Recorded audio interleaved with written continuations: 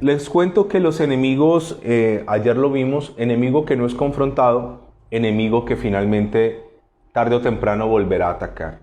Lo que yo tengo en mi vida que yo no lo confronto, que yo no lo quiero cambiar, que yo lo mantengo oculto, que yo lo escondo, que yo lo maquillo, eso da la vuelta y finalmente podrá hacernos daño. Lo vimos con un ejemplo muy práctico de la Biblia, Saúl. Saúl, Dios le manda una misión a acabar con Amalek. Usted ya entendió por qué. Los amalecitas eran descendientes de Esaú, el rival de Jacob. Recuerde que estos dos hermanos riñeron y de Esaú nace una simiente que se llaman los amalecitas.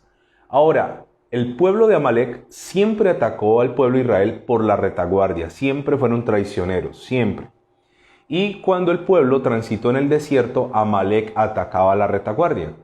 La única confrontación así como fuerte que encontramos es cuando Moisés tuvieron que sostenerle los brazos porque abajo el pueblo peleaba contra Amalek.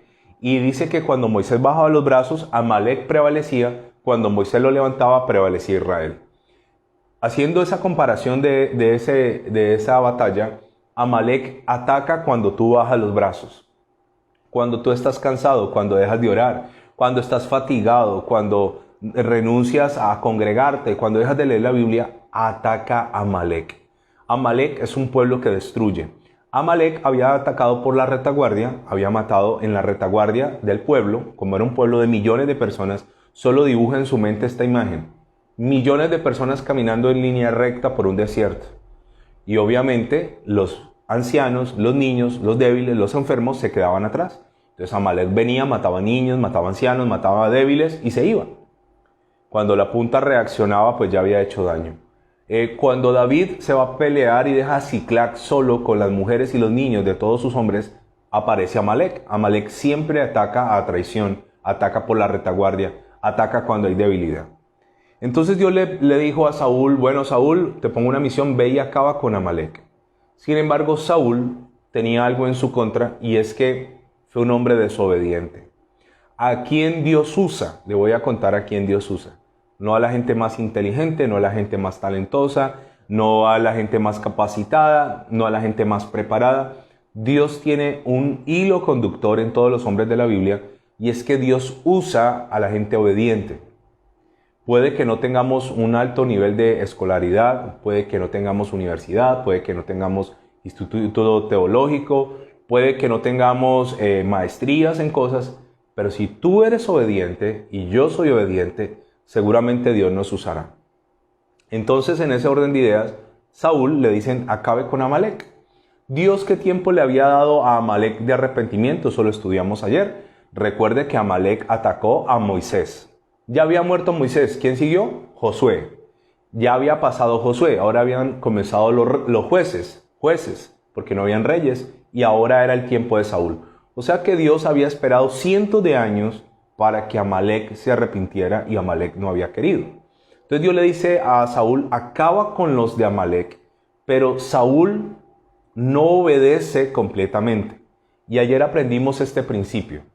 Una verdad dicha a medias es ¿qué? Una mentira. Es una mentira.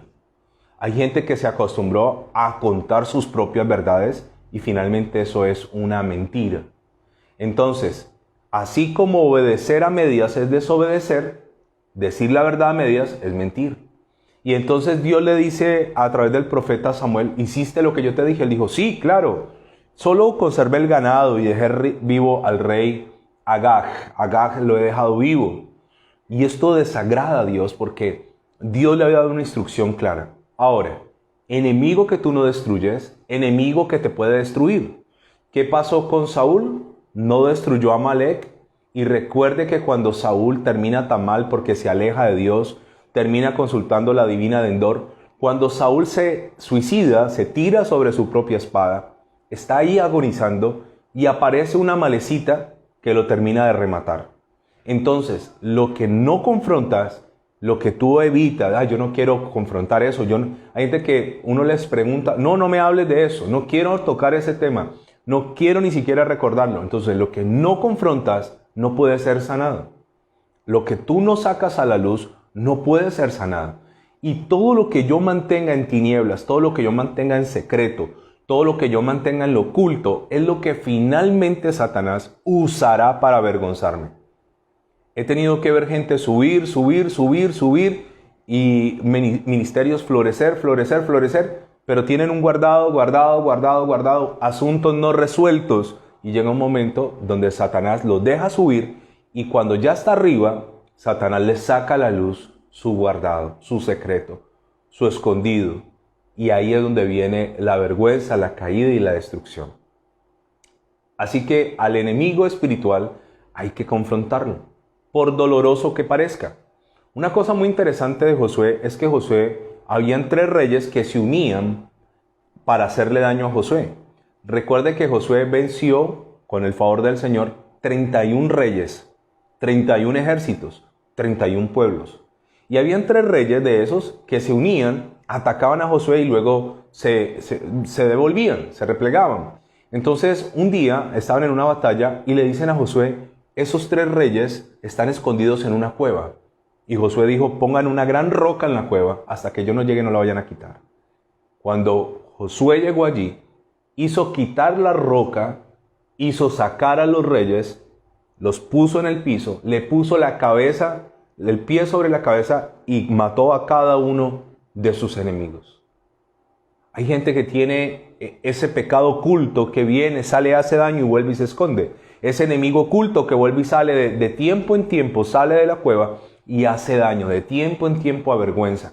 Entonces cristianos que no avanzan, recuerde que la distancia más corta entre el punto A y el punto B es una recta, una línea recta. Pero hay cristianos que no van en línea recta, sino que fluctúan. Están arriba, están abajo, están arriba, están abajo, están arriba. Entonces lo que les tomaría un año, fluctuando les va a tomar 10 años. Cristianos que tienen 20, 25, 30 años en el Evangelio repitiendo el mismo año. Es como un alumno que hace tercero de primaria 10 veces. Entonces uno le dice, ¿cuántos años llevas en Cristo? 10. ¿Y por qué no avanzas? ¿Por qué no has crecido? Porque fluctúan y porque normalmente tienen cosas ocultas. Cosas que no han querido renunciar, que no quieren soltar, que no quieren sacar a la luz. Cuando yo saco a la luz, les quiero decir que Satanás pierde el poder de avergonzarme porque yo ya lo saqué a la luz. Si él me va a avergonzar, yo le digo yo ya lo confesé, ya hay gente que sabe, ya hay gente que lo conoce, ya yo estoy trabajando en eso. Pero siempre que hay algo oculto, y a Satanás le gusta que nosotros tengamos cosas ocultas, le gusta que hagamos cosas en secreto, le gusta porque ese finalmente es el material para él destruirnos. Es paradójico que Saúl le perdone la vida al rey amalecita llamado Agag y finalmente una amalecita lo termina de matar. Es bastante contradictorio esto. Entonces quiero decirte esta hora de la noche, lo que tú no confrontas, lo que yo no confronto, da la vuelta y puede destruirnos. Entonces al enemigo espiritual hay que confrontarlo, hay que destruirlo, hay que sacarlo a la luz, sácalo a la luz. Otra cosa que te quiero decir acerca de los enemigos, dándote las pautas finales de este tema, es que hay gente que se alegra cuando a un enemigo le pasa algo malo. Entonces, cuando nosotros hemos entendido ya a lo largo de todas estas noches que Dios pelea por nosotros contra nuestros enemigos, eso dice Deuteronomio capítulo 20, Dios pelea con nosotros contra nuestros enemigos, por nosotros contra nuestros enemigos. Entonces, seguramente, en la justicia de Dios, vamos a ver a nuestros enemigos caer. Ahora, cuando tú veas a un enemigo caer, una pauta muy importante que quiero decirte es, nunca te alegres de la caída de un enemigo. Nunca. Cuando una persona que te haya hecho daño, cuando una persona que haya hablado de ti, cuando una persona que te haya calumniado, que haya enlodado tu nombre, cuando una persona te haya hecho daño, nunca te alegres. Nunca te alegres. A mí me han contado, por ejemplo, de gente que nos ha hecho daño y nos han contado cómo le parece que le está ocurriendo tal cosa. Y yo siempre digo, Señor, guarda mi corazón de alegrarme de eso. No es correcto y Dios es tan bueno que incluso se desagrada cuando uno siente alegría cuando tu enemigo cae. De hecho, hoy alguien me pidió oración por alguien que en tiempos pasados nos hizo daño. Y hoy me pidieron oración por esa persona. Y me decían, no sé, pastor, si usted quiere orar por esa persona porque somos conscientes del daño que le hice. Y yo les dije, yo no tengo problema en orar. No tengo rencor en mi corazón. Y sentí un profundo dolor por esa persona, un profundo dolor por la situación actual de esa persona. Y le doy gracias a Dios porque si yo me alegro, entonces me meto en problemas con el Señor. ¿Y dónde dice eso, pastor? Pues vamos a ver qué dice Proverbios capítulo 24, versículo 17 y 18. Proverbios 24, 17 y 18. Dice, cuando cayere tu enemigo, no te regocijes, dice la palabra del Señor. Y cuando tropezare, no se alegre tu corazón. ¿Qué está diciendo la Biblia? Cuando caiga tu enemigo, no te regocijes. Hay gente que dice, ay, siento un fresquito, me siento tan bien que le haya pasado. No lo hagas. Porque si tú te alegras cuando él cae o cuando él tropieza, ocurren dos cosas. La primera cosa, harás que Dios cese el castigo sobre esa persona. Entonces cuando yo digo, ay, qué bueno, ojalá le pase algo peor, entonces ya para allí el castigo. Seguramente el castigo, la disciplina iba a ser mayor, pero al alegrarte se interrumpe. La segunda cosa es que Dios se enoja contigo, que es aún más grave. Dios va a tratar a esa persona porque esa persona ha hecho mucho daño. Y supongamos Dios tiene 10 cosas para tratar a esa persona. Pero en la primera cosa que le ocurre te alegras y dices, ay, qué bueno, gloria a Dios, aleluya, y te gozas y te alegras. Entonces Dios dice, yo tenía 10 cosas, ahora tengo una nomás. Y peor aún, ahora estoy molesto contigo porque esa no era la actitud que yo quiero ver en ti. Antes quiero que te duela, antes quiero que ores por él, antes quiero que sientas misericordia de tu enemigo. Dice el versículo 17. Cuando cayere tu enemigo, no te regocijes, y cuando tropezare, no se alegre tu corazón. Versículo 18. No sea que Jehová lo mire y le desagrade, y aparte de sobre él su enojo. ¿Qué dice? No sea que Dios lo mire y se desagrade, y aparte de sobre él su enojo. En la versión NBV, Nueva Biblia Viva, del versículo 18 dice, porque el Señor verá lo que pasa y no le agradará, y apartará su enojo de él. Pero en la PDT, Palabra de Dios para Todos, dice, pues al ver eso, el Señor no lo aprobará, y entonces decidirá ayudar a tu enemigo. Mire qué tremendo es esto. Por eso, entre más conozco la Biblia, más conozco a Dios y más sé cómo actuar.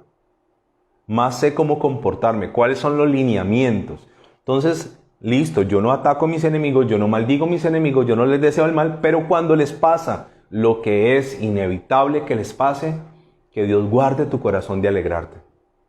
Que Dios guarde tu corazón de sentir satisfacción o de sentir gozo o de regocijarte. No. Aún incluso allí, aún sabiendo que lo merece, aún sabiendo que se lo buscó, aún sabiendo que es el pago de sus actos, aún allí no debo hacer fiesta. También quiero decirte que cuando muere Saúl, David no se alegra. Lo vimos ayer, pero hoy lo vamos a volver a releer. Saúl fue un enemigo muy peligroso para David. Saúl estaba lleno de celos, de envidia, de rabia. Saúl decía, yo mato a este muchacho, sigo siendo rey. ¿Qué quería ser Saúl? Perpetuarse en el reinado. Hay gente, y sobre todo cuando hemos visto, yo tengo enseñanzas ahí en el canal de YouTube sobre los temperamentos que son 4, colérico, melancólico, flemático y sanguíneo. Normalmente el colérico es la persona que pasa por encima de todo el mundo para lograr su objetivo. Es un carácter muy fuerte. Y Saúl era muy colérico. Saúl era muy colérico. Uno puede tener de los 4 temperamentos, uno puede tener de 2, uno puede tener de 3, pero siempre habrá uno predominante. Entonces hay gente que es flemática, que es tranquila, que es relajada, tiene sus pros y sus contras, todos los temperamentos. El sanguíneo es alegre, chispeante, pero dice mucho. Hace poco, frase que define al sanguíneo, grandes comienzos, pobres finales. El melancólico, los grandes artistas son melancólicos, entonces son hipersensibles, pueden ver cosas que otros no ven, el color de las nubes, las formas, los sonidos, los artistas son así, pero eso los lleva a ser depresivos. Y el colérico, este es el que se determina una cosa y la logra. Ahora, Saúl había determinado ser rey a como diera lugar, y Samuel le había dicho, no, Dios te desechó. Él dijo, bueno, pero yo quiero seguir reinando. Y siguió. Ahora, él se ensaña con David y lo persigue. Yo no sé si usted ha tenido un enemigo por más de 10 años, como le pasó a David, que te persigue. David no podía dormir en un lugar en paz porque allí llegaban las tropas de Saúl a quererlo matar. David se la pasó en los peñascos, en las cuevas, en las montañas, en los bosques, escondido en la cueva de Adulán, escondido. ¿Qué le había hecho malo David a Saúl? Nada. Pero fue perseguido. Saúl lo persiguió por todo el territorio de Palestina. Lo persiguió al punto que David se vio tan agobiado por un rey desquiciado con un ejército numeroso que David se tuvo que pasar al territorio de los filisteos para que este rey loco no lo matara. Y dice la Biblia que David fingió estar loco, dejaba pasar baba por su barba, chorreaba la baba, la saliva, y entonces los filisteos dijeron, este es el que mató a Goliat. ¿Y qué le pasó? Está loco. Bueno, enloqueció. Dejémoslo acá. El tipo se ideó un plan para vivir en medio de los filisteos porque dijo, no tengo donde vivir en mi región. Ahora, muere Saúl. Muere un enemigo, un desquiciado, un demente, un tipo obsesivo, un tipo peligroso. ¿Y qué hace David? Segunda de Samuel, versículo 1. Dice, segunda Samuel, capítulo 1, versículo 5. Dijo David a aquel joven que daba las nuevas, ¿cómo sabes que ha muerto Saúl y Jonatán su hijo? Segunda de Samuel, capítulo 1, versículo 5. Dice el 6, el joven le daba las nuevas, respondió, casualmente vine del monte de Gilboa y hallé a Saúl que se apoyaba sobre su lanza y venía tras él carros y gente de a caballo, y mirando él hacia atrás me vio y me llamó y yo le dije, heme aquí, versículo 8, y me preguntó, ¿quién eres tú? Y yo le respondí, soy Amalecita. Él volvió a decir, te ruego que te pongas sobre mí y me mates, porque se ha apoderado de mí la angustia, pues mi vida está aún toda en mí. Yo entonces me puse sobre él y le maté, porque sabía que no podía vivir después de la caída. Y tomé su corona que tenía en su cabeza y la argolla que traía en su brazo y las he traído acá a mi señor. O sea, le trae todo a David. ¿Qué hace David? Le están contando, tu enemigo murió. Y murió en manos de una Amalecita. Y el que lo mató le está contando eso. Y por eso es que David es grande. David no se alegra. Versículo 13 dice, y David dijo a aquel joven que había traído las nuevas, ¿de dónde eres tú? Y él le respondió, yo soy extranjero, Amalecita. Y le dijo David, ¿cómo no tuviste temor de extender tu mano para matar al ungido de Jehová? Entonces llamó David a uno de sus hombres y le dijo, ve y mátalo. Y él lo hirió y murió. David inmediatamente le dijo, ¿mataste al ungido de Jehová? Te mueres. Pero en el versículo 11 dice, entonces David, haciendo de sus vestidos, los rasgó. Lo mismo hicieron sus hombres que estaban con él y lloraron y lamentaron y ayunaron hasta la noche por Saúl y por Jonatán su hijo, porque por el pueblo de Jehová y por la casa de Israel, porque habían caído filo de espada. ¿Qué hace David? Llora por un enemigo. Llora. Cuando yo me alegro por la caída de mi enemigo, dos cosas pueden pasar. Que Dios se detenga. Dios tenía más cosas, pero dijo, tu actitud me desagrada. Y lo otro es que Dios se enoje. ¿Yo veo a David aquí contento porque murió Saúl? No. Y es que David no quería ser rey. Sí quería ser rey. Sí quería ser rey. De hecho, usted nota que muchas veces David le perdonó la vida a Saúl. Y David le decía, tú eres el ungido de Jehová. Tú eres el rey. David tenía un corazón correcto. Por eso, en los personajes de la Biblia, todos los amó Dios. Pero ese David tenía un lugar especial en el corazón del Señor. ¿Por perfecto? No. Porque tenía un corazón alineado a muchas cosas del reino. No se alegraba cuando su enemigo caiga. Cuando tu enemigo caiga, no te alegres. El vecino que montó un negocio igualito al tuyo, te hizo la competencia desleal, se te llevó los clientes, te robó la base de datos, te sonsacó los empleados, quebró la empresa y tú sigues. no te alegres, no te regocijes, no te regocijes. ¿Veremos nosotros cómo nuestros enemigos caen? Sí. ¿Lo hemos visto? Sí. Pero cuando el enemigo caiga, ten misericordia. El Salmo 23 dice en el versículo 5, aderezas mesa, sirves una mesa delante de mí en presencia de mis angustiadores. Unges mi cabeza con aceite y mi copa está rebosando. Cuando estés recibiendo bendición, tus angustiadores lo van a ver. Lo van a ver. Ocurren dos fenómenos interesantes con los enemigos. Ellos verán, cuando tú haces las cosas correctamente, cómo Dios te exalta. Ellos lo van a ver. Pero también tú verás la angustia de tus opresores. Por eso aquí dice, aderezas mesa delante de mí en presencia de mis angustiadores. Pero también verás cómo a ellos se les devuelve esa angustia.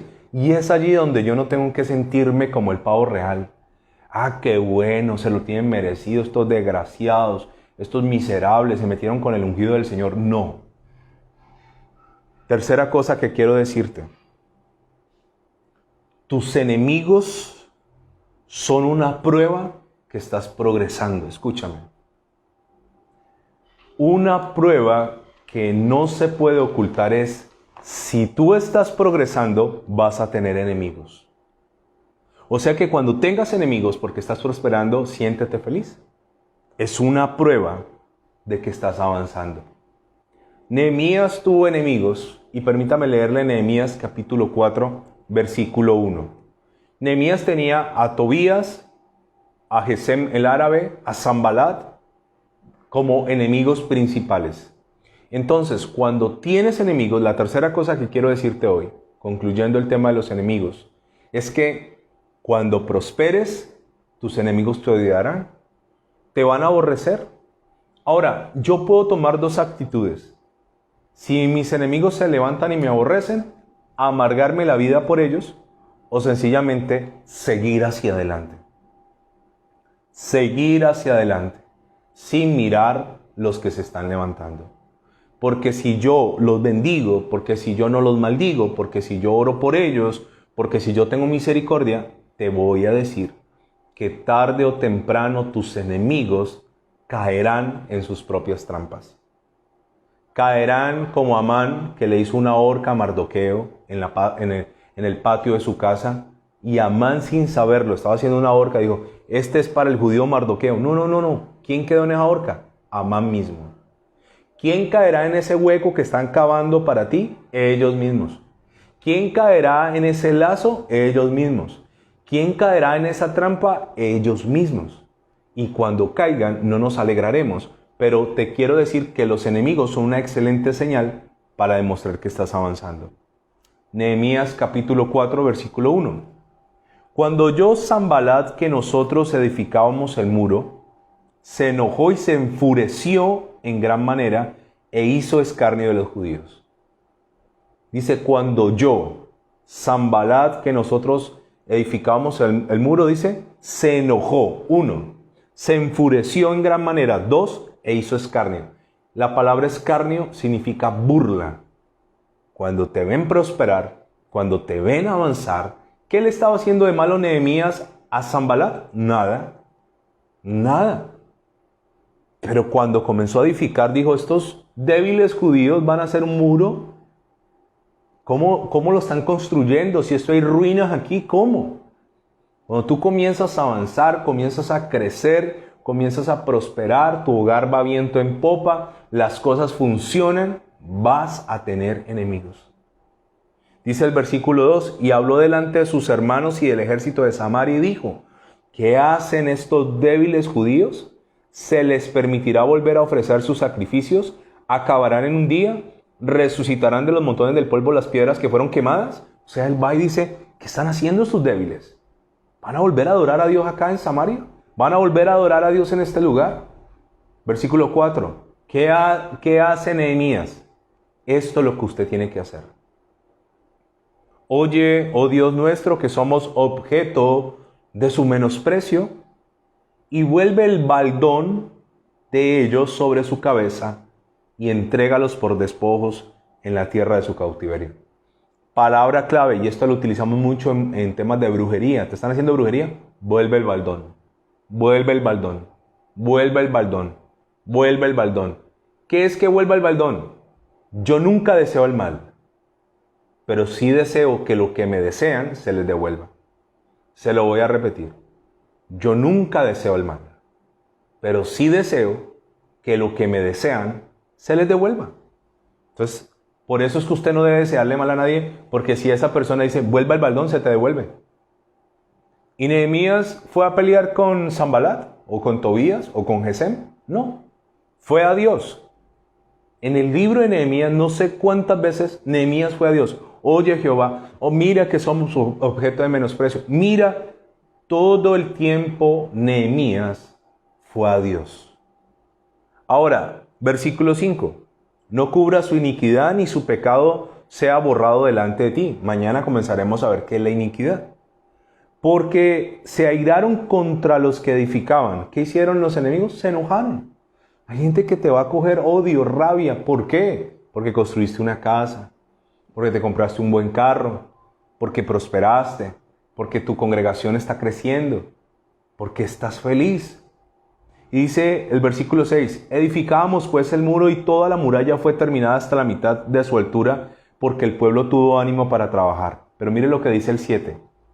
Pero aconteció que oyendo Sanbalat y Tobías y los árabes, los amonitas y los de Asdod, que los muros de Jerusalén eran reparados porque ya los portillos comenzaban a ser cerrados, se encolerizaron mucho y conspiraron todos a una para venir a atacar a Jerusalén y hacerle daño.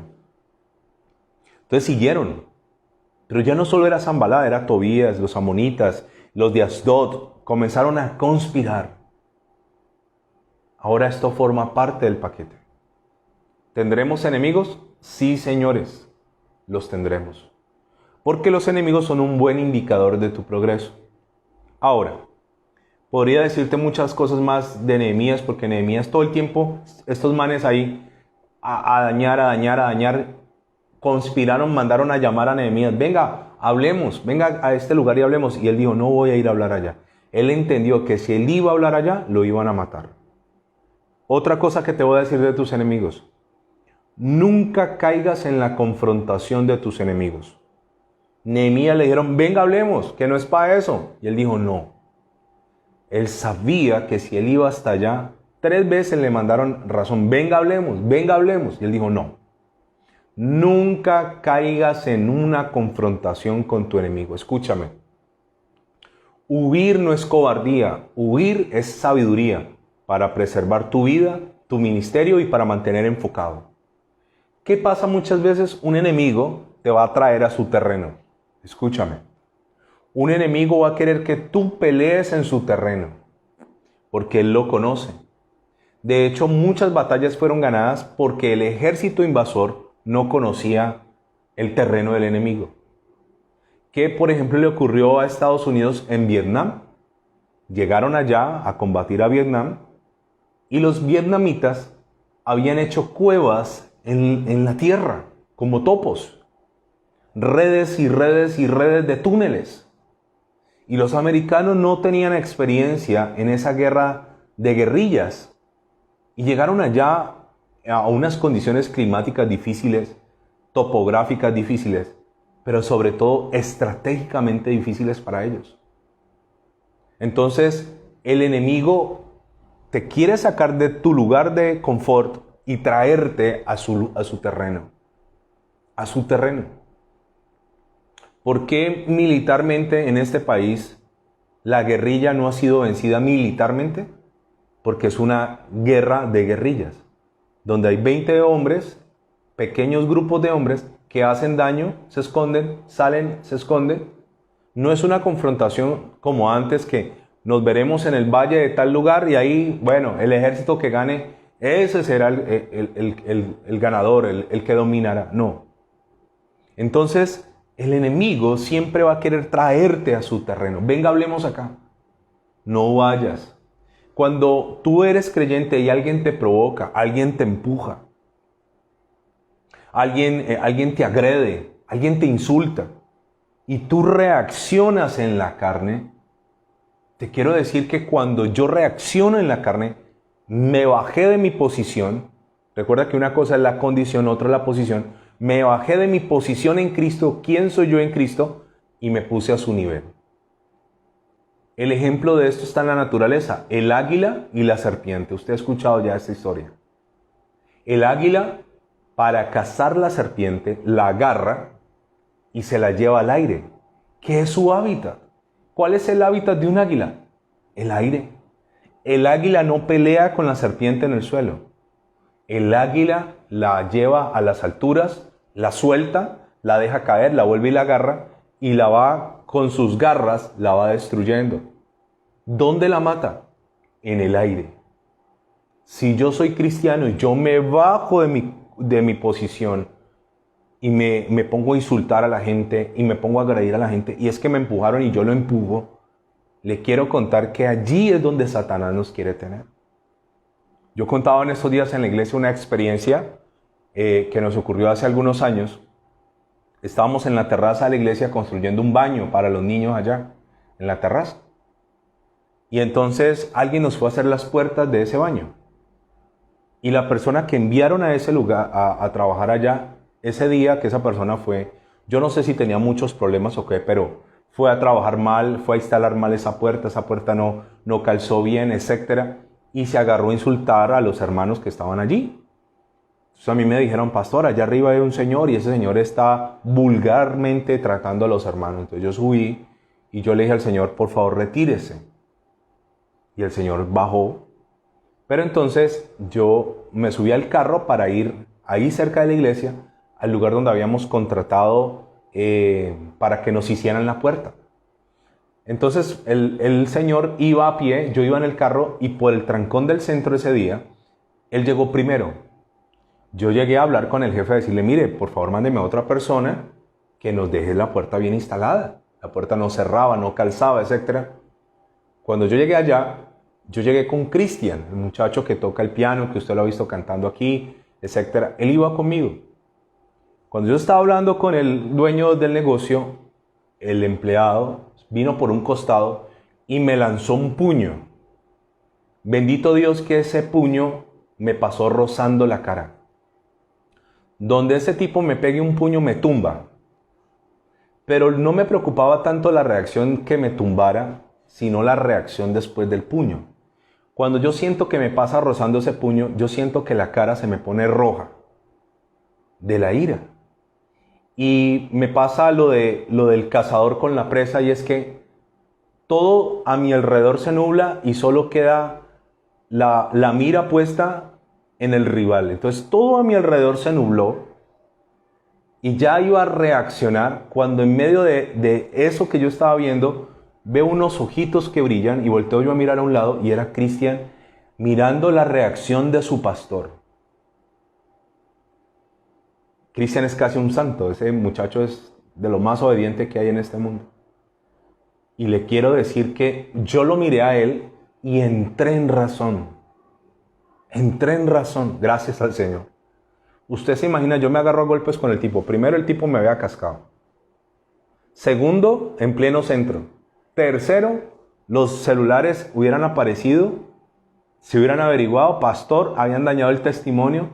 Todo lo que levantar un buen nombre es tan difícil, levantar una buena reputación cuesta.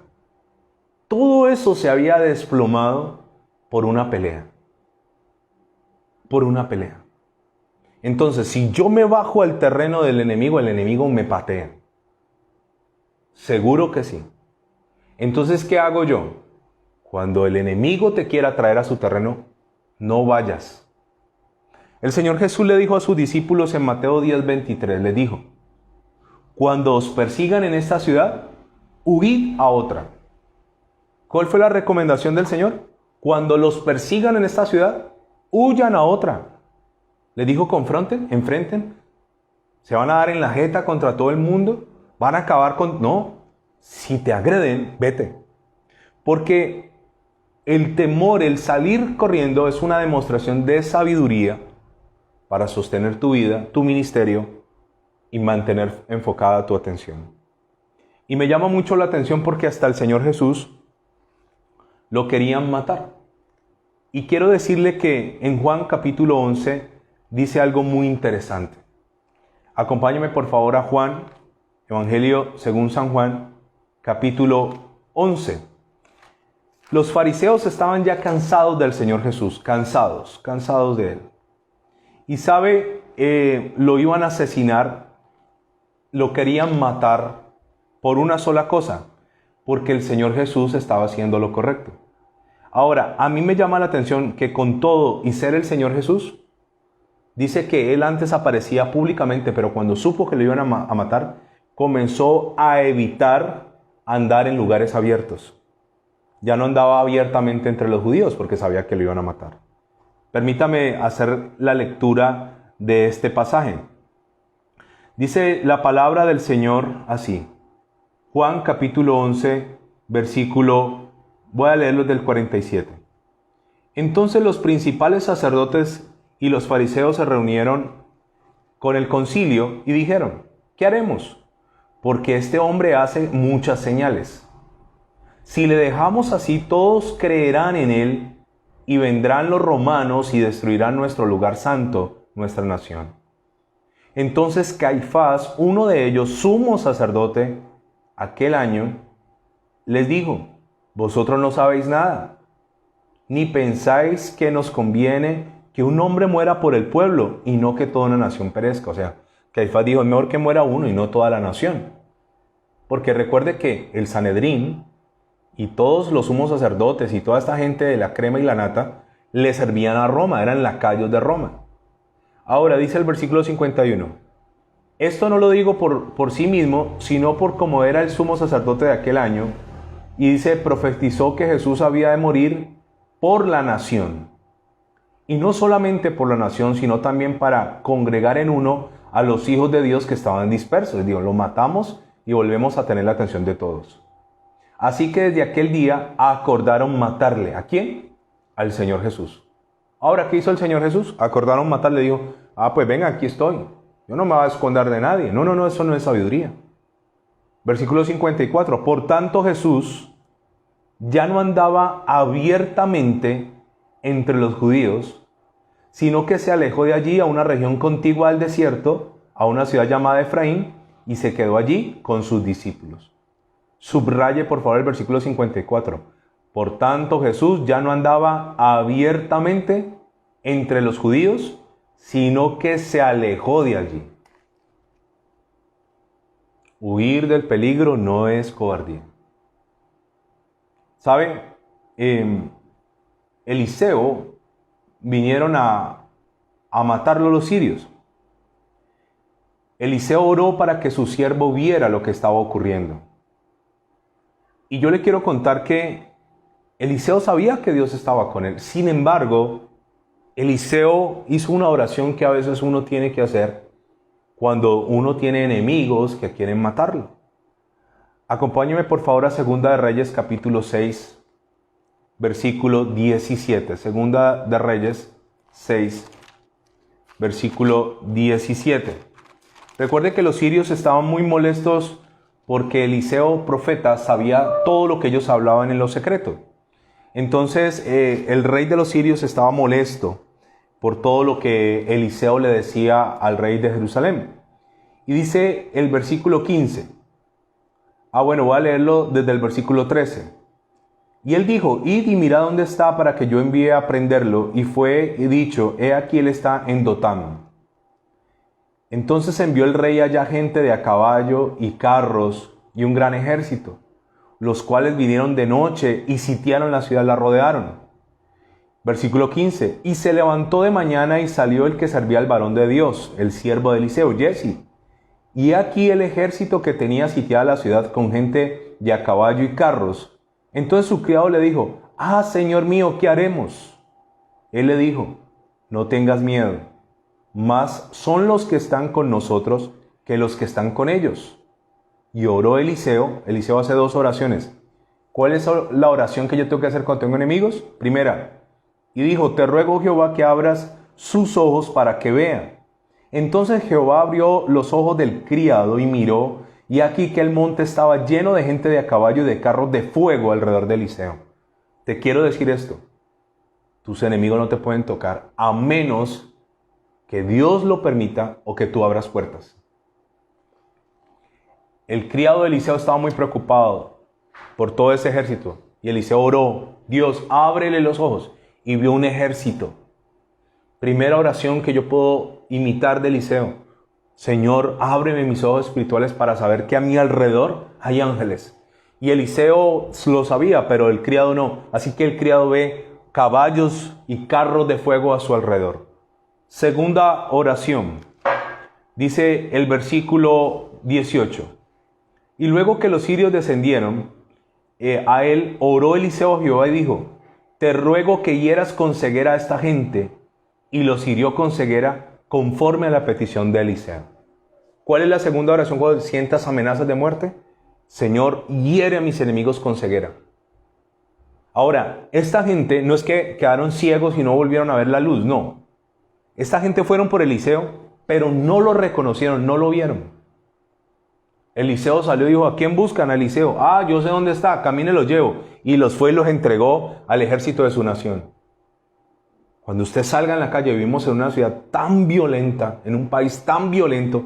Señor, hazme invisible de mis enemigos. Hazme invisible del fletero. Hazme invisible del atracador. Hazme invisible del maleante. Hiérelos con ceguera, Señor.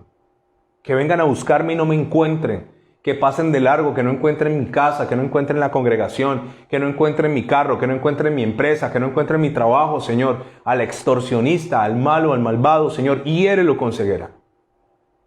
Pero nunca lo confrontes. Ah, sí, voy a conseguirme un arma y voy a... No, nunca vayas a su terreno. Para finalizar por hoy, hemos dado toda una gran vuelta para volver a Mateo. Ahora sí, por favor, lea conmigo Mateo capítulo 6. Y Mateo capítulo 4, perdón. Y dice la palabra del Señor en el versículo 44. Pero yo os digo, amad a vuestros enemigos. Bendecid a los que os maldicen.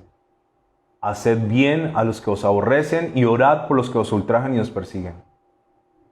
Para que seáis hijos de vuestro Padre que está en los cielos, que hace salir su sol sobre malos y sobre buenos, y que hace llover sobre justos e injustos.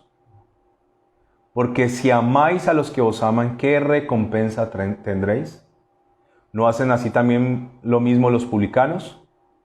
Y si saludáis a vuestros hermanos solamente, ¿qué hacéis de más? ¿No hacen también así los gentiles? Sed pues vosotros perfectos como vuestro Padre que está en los cielos es perfecto. Y termino diciéndote lo que dice el Padre nuestro. Mateo 6:14. Dice, el 12. Y perdona nuestras deudas como también nosotros perdonamos a nuestros deudores. Versículo 14. Porque si perdonáis a los hombres sus ofensas, os perdonará también a vosotros vuestro Padre Celestial. Si no perdonáis a los hombres sus ofensas, tampoco vuestro Padre os perdonará vuestras ofensas. ¿Yo necesito perdón? Claro que sí. Para tener perdón tengo que perdonar. Al enemigo se le perdona, al enemigo se le bendice, al enemigo se le ayuda, al enemigo uno no se alegra cuando él le va mal, al enemigo se le extiende la mano. Porque finalmente eso es lo que Dios espera de ti. Ahora, yo tengo dos caminos. Yo puedo perdonar o no perdonar. Es una elección. Si yo perdono, dice, también seré perdonado. Si yo no perdono, dice, tampoco seré perdonado. Usted no se alcanza a imaginar, pero millones y millones y millones y millones de personas se han ido derechito al infierno por no perdonar, por una regla simple. Si yo no soy perdonado, no soy justificado y por ende no tengo redención delante del Señor. Recuerde esto. Cuando usted aceptó a Jesús en su corazón, todo tu pasado fue perdonado. Todo. ¿Ok? Una sola oración borró mi pasado cuando acepté a Jesús. Pero a partir de ese momento comenzó una nueva cuenta con Dios. Y de ahí en adelante, todos los días tenemos errores, tenemos fallos, tenemos pecados. Y todos los días, no sé usted, pero a mí me pasa, todos los días tengo que pedirle perdón a Dios. Todos los días. Entonces, si yo no perdono, cuando vaya a pedirle perdón a Dios, no soy perdonado. Entonces una persona miente y va y le pide perdón a Dios. Perdóname, Señor, por mis mentiras. No eres perdonado. Y si se muere, dice la Biblia, que los mentirosos no heredarán el reino de los cielos. El no perdonar te va a perjudicar es solamente ¿a quién? A ti. A los enemigos que se les perdona. ¿Qué es una ofensa? Es una deuda. Y si tienes más preguntas, te quiero recomendar que busques todos los programas que hicimos durante un mes sobre el perdón, sobre los enemigos y sobre la bendición que hay en perdonar. Muchas gracias por habernos acompañado en esta enseñanza del perdón y mañana cuaderno en mano porque comenzamos con el tema de rompimiento de maldiciones generacionales. Padre Celestial, gracias te doy. Bendigo tu vida. Señor, bendigo tu ser, bendigo tu existencia. Bendigo quién tú eres. Gracias, Señor. Tú eres un ser extraordinariamente bueno. Bueno, eres tan bueno que eres incomparable. Tan bueno que aún no te alegras en destruir a tus enemigos. Señor, ayúdame a parecerme a ti. Ayúdame a obrar como tú quieres que obre. Ayúdame a actuar en la manera correcta. Ayúdame a caminar en tus mandamientos, tus preceptos, tus estatutos, tus mandatos, Señor. Señor, yo hoy estoy agradecido en mi corazón por conocer un ser como tú. Y gracias porque a través de la palabra es como te hemos conocido. Aquí está todo. Yo no necesito nada más, sino la sana doctrina. Ayúdame a tener un corazón perdonador, porque tú perdonas cualquier falta.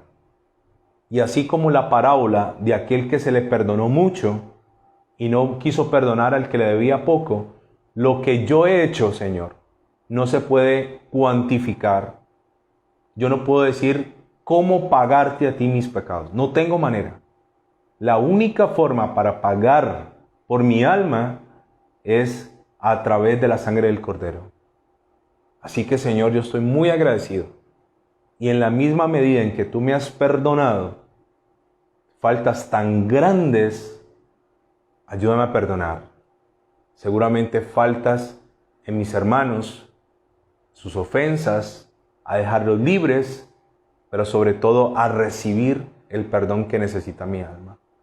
Te doy muchas gracias en el nombre de Cristo el Señor. Amén y amén.